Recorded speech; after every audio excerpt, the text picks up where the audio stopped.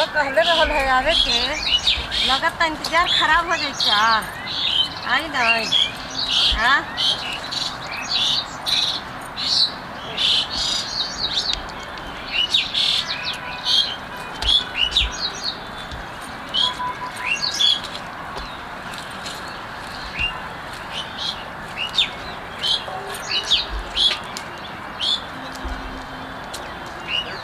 अभी बोलिए हसवाही में भौजी बुलैले बारी चलो तानी भेटाती या कि ना भेटाती तो मजा आ कितना दिन से बुलावे ली हमारा समय न मिले खातिर जाए खातिर आज बड़ा हिसाब से टाइम निकाल के जाता नहीं अली खेते में यह देवर भेटाई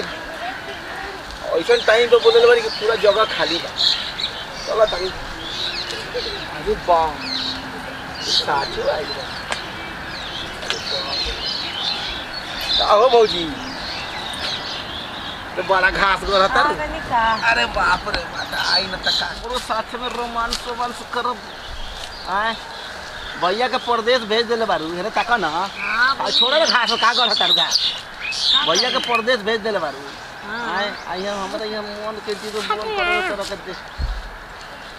तनको हमरा ऊपर प्यार वर ना आवेला तोहार नहीं काहे अरे बाप रे नहीं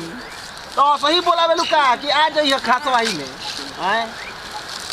ऐ छोड़ा पैसा बोले ली ऐसे छोड़ा तो कथी कहले बड़ू का पैसा बोले ली मिले के लिए हां हाँ तो ऐसे ही खाली मिले तो होगी कुछ रोमांसो मन से कर दे अब कैसे नहीं रोमांस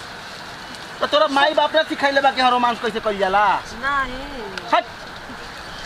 ऐसा ही अतबर हो गेलू अब बूढ़ के कगार में भइल बारू त रोमांस नहीं के मालूम अच्छा चलिए अपना सिखा दी हम सिखा दी ये बात कहनी है तो कुछ फायदा वाली अपना बात सिखाई चलो हेने आती हेने झुकन हेने हमरा हाँ झुकबू तब ना बोलिए अरे बाप रे अरे ये भौजी तक तक ना हमरा बोली ना किंतु तो मन न करे लागले तोरा के देख अच्छा ऐसा लागले करंट मारता हाँ हां आ जाए के ले केहू ना आई हो यहाँ के आई ए केरा के पत्ता के पिछवाड़ा में नुकाइल बारी हम अरे बाप रे बाप लाइट आ जाए लाइट तो ऐसा नहीं कि तू नाइट में नजर आई बुझलू ना पका ना आज के रात जवान हाँ तुम्हारिया खोल के रखी है अच्छा सुना ना हाँ सुनाई ना तुम्हारिया खोल के रखी है घर में घुस के किली ठोक दे समझलू कि ना ठीक है छोड़ा ना का हम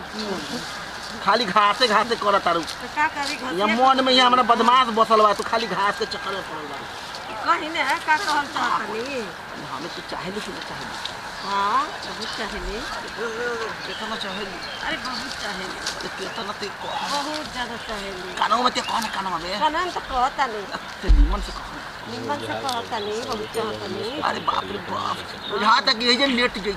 हाँ अरे बाप रे बाप अगर केहू देख ले तो केहू ना देखी अरे पीछा बहुत मोटी बाटा पीछावा कौन साला दे ओहर बाटा हरियन बहुत बाटा केहू ना आई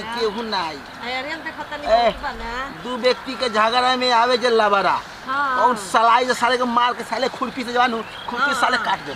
हमनी के प्यार मोहब्बत अमर रही तो अमर रही बुझलू ना तोहरा के देखला के बाद में हाँ का बताई दिल के मामला बा बुझलू ना हाँ सुनाई पक्का ना मन न लागेला तोरा के देख लेबी हाँ अपना समझती का कि छोट देवर रखती कि जितने प्यार लुटेबू उतने हमरो जवानी में उबाल आई हाँ हाँ खाली माटी केहू देख नहीं ना तो चुम्मक निकाल ले है ना केहू देखी कहावत मन चंगा तो कठौती में गांगा समझ लो कि ना हाँ तका ना केहू ना देखी कन्हो पर हाथ धरन ऐसे अरे नहीं धरे अब केहू देख घुसका ना है ना घुसका ना केहू ना आई केहू ना आई ओ भाई जाओ हमरे अरे रे साला रे अरे साला कौन रे नो पूछो ना रे साला ने बात करा दिया अरे रुक रे साला रुक रे साला रुक रे का करता रे आए बात सुन ई घास करे आले घास करे पूछत रही भौजी के केकरा खेत से घास गरलू आए मार के बरंडा फोड़ दे भौजी में आए साला रे आए साला काट दी साला रे आराम से बात आई माफ कर दे रे साला माफ कर दे गोर लगा तेरे हाथ धरो तारे क्या हो करता है घर अरे बाल्टी